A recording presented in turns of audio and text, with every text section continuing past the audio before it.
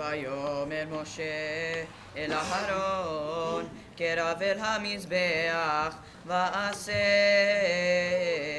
את חטאתך ואת עולתך וכפר בעדך ובעד העם ועשה את קורבן העם וכפר בעדם כאשר ציווה אדוני.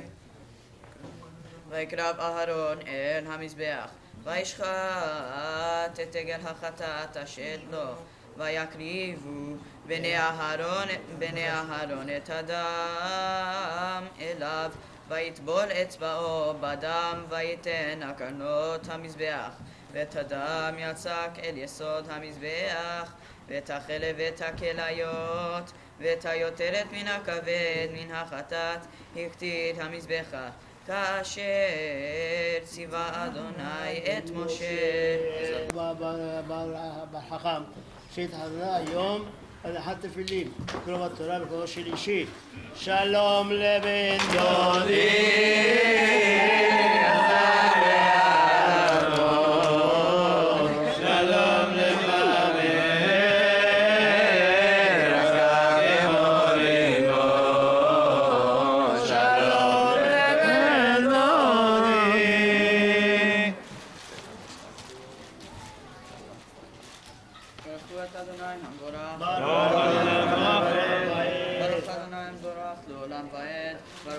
אדוני אלוהינו מלך העולם אשר בחרנו מכל העמים ונתן לנו את תורתו ברוך אתה אדוני ברוך הוא ברוך שמו אמן.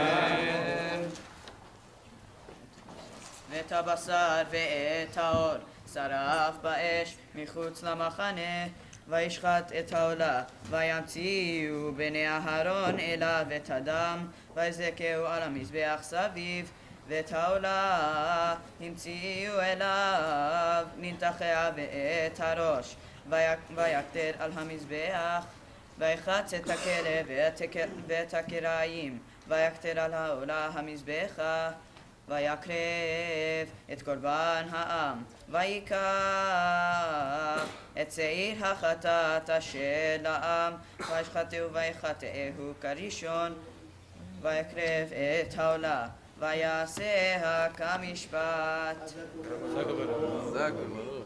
ברוך אתה אדוני אלוהינו מלך העולם אשר נתן לנו תורתו תורת אמת וחיי עולם נטע בתוכנו ברוך אתה אדוני נותן התורה. אמן.